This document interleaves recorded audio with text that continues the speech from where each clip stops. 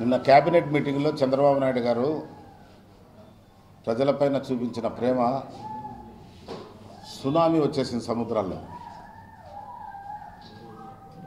అంతటి ప్రేమ చూపించాడు. ఇంతవరకు తన అజెండా పెట్టుకున్నాడు అధికారంలోకి వచ్చినప్పటి నుంచి.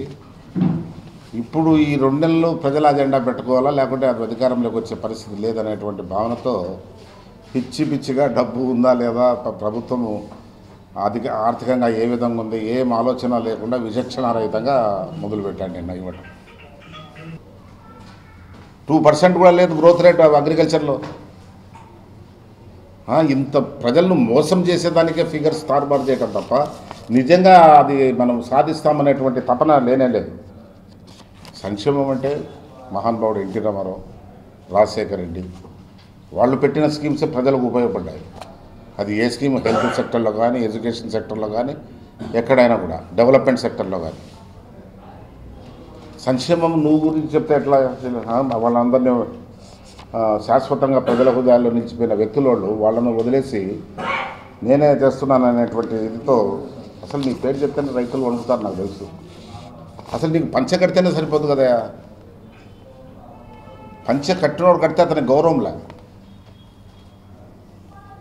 వద్దు. ఆఖరికి నీ కొడుకు ఇంగ్లీషు తెలుగు నేర్పించేటువంటి ఇన్స్ట్రక్టర్లకు కూడా క్యాబినెట్ పోస్టులు వాళ్ళకేదో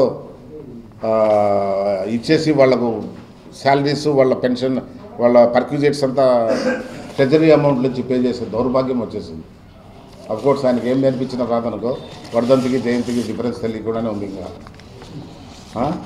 కాదు, ప్రజల డబ్బు ఏ విధంగా దుబారా చేస్తున్నావు నువ్వు అని నేను క్వశ్చన్ చేస్తున్నాను. ఇది మోసం, ఇది పచ్చి దగ. ప్రజలపైన అభిమానం ఉండే చేసేది కాదు, తన భయంతో చేసేది. ఈ విధంగా ప్రజాధనంతో పార్టీ కార్యక్రమాలు చేసేటువంటి పరిస్థితి ఇది ఎంతవరకు సమంజసమని నేను చంద్రబాబు నాయుడిని మళ్ళా అడుగుతున్నా. నువ్వు తుడుచుకొని పోతున్నావు, నిన్ను తుడిచే రోజులు వస్తాయి. ప్రజలు తొందరలో వచ్చేస్తాయి. ప్రజాధనాన్ని విధంగా విచ్చలవిడిగా ఖర్చు పెట్టడం ప్రజలు ఒప్పుకోరు కూడా. లాస్ట్ 10% రిజర్వేషన్స్ కేంద్ర ప్రభుత్వం ఇచ్చింది అగ్రకులాలకు. అది ఎంతవరకు నిలబడుతుందో డౌట్ఫుల్. రాజ్యాంగం మార్చినా కూడా సుప్రీంకోర్టులో whether it will stand the scrutiny of the law అనేది అనుమానం. ఎందుకంటే సహానీ కేసులో సుప్రీంకోర్టు క్లియర్గా చెప్పింది, రిజర్వేషన్స్ అనేటివి ఎకనామిక్ క్రైటీరియా పైన ఆధారపడకూడదు. ఇప్పుడు ఎకనామిక్ క్రైటీరియా పైన ఆధారపడింది రిజర్వేషన్. 8 లక్షల ఆదాయము, 5 ఎకరాల పొలము, ఇవన్నీ. కాబట్టి దాంట్లో వాళ్ళు 10% ఇచ్చారు. అది ఇంకా కన్ఫర్మ్గా తెలియలే. రాజ్యాంగం మార్చినా కూడా కోర్టులో ఎంతవరకు నిలబడుతుందని. ఆ 10%లో రాష్ట్రాలకు ఏ కులం సెలెక్ట్ చేసుకుంటే అధికారం లేనే లేదు. నేను ఎంఫటిక్గా చెప్తున్నా. ఈ 10% అగ్రకులాలకు లో ఏ కులానికి ఎంత అనేది చెప్పే అధికారము రాష్ట్రానికి లేదు. ఇది ఒక ఫాల్స్ థింగ్.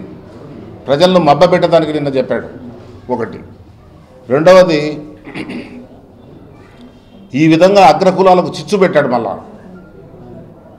ఈయన ఇచ్చింది లేదు, కాపులకు ఇచ్చినాడని మిగతా కులాలంతా రచ్చ చేసి ఇదంతా వాళ్ళలో ఒక వైషమ్యాలు క్రియేట్ చేసేటువంటి ప్రయత్నం ఇప్పుడు చేస్తుంది.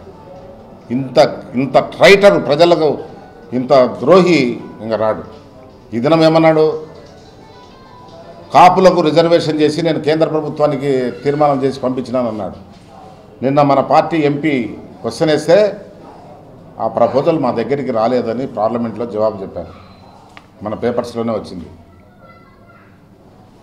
రాష్ట్ర ప్రభుత్వం పంపించిన ప్రపోజల్ కాపుల రిజర్వేషన్ది కేంద్ర ప్రభుత్వానికి చేరలేదు అంటే నీ సిన్సియారిటీ ఏంటో అక్కడనే క్వశ్చనబుల్ అవుతుంది.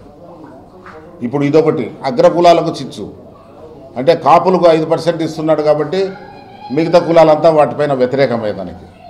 అంటే ఈ విధంగా కులాలకు చిచ్చు పెట్టేటువంటి ఒక ప్రజాద్రోహిగా వచ్చేస్తున్నాడు చంద్రబాబు నాయుడు. కాబట్టి ఇది నమ్మద్దు ప్రజలు. నేను చెప్తున్నా, ఈ మోసాలకు లొంగగాకండి. ఇతని పాస్ట్ హిస్టరీ చూడండి, కొద్ద విజ్ఞతతో ఆలోచించండి.